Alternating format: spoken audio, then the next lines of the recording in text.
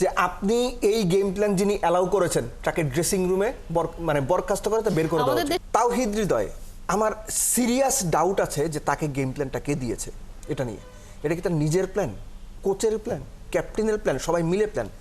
আপনি 200 চেস করছেন, 200 চেস করতে গিয়ে আপনি যখন 22 বলে 17 রান করবেন, 77 স্ট্রাইক রেটে রান করবেন, তখন আসলে দলের উপর যে প্রেসারটা সেটা আসলে একেবারেই আমি এটা খুব স্পষ্ট করে মানে এটা বলাটা হয়তো হার্শ হবে, খুব খারাপ শোনাবে, যে আপনি এই গেম প্ল্যান যিনি অ্যালাউ করেছেন তাকে ড্রেসিং রুমে মানে বরখাস্ত করে বের করে দেওয়া উচিত। আমাদের দেশের যে ক্রিকেটাররা তাদেরকে আসলে গেম প্ল্যান কেউ দেয় না, নিজেরা আসলে নেয়, সেটার মধ্যে না গেম প্ল্যান ডেফিনেটলি থাকে। আমার প্রশ্নটা হচ্ছে কোনা যে এই গেম প্ল্যান যিনি দিয়েছেন, যিনি অ্যাপ্রুভ করেছেন এবং যিনি এক্সিকিউট করেছেন, এই তিনটা বর্গকে ড্রেসিং রুম থেকে বের করে দেওয়া উচিত।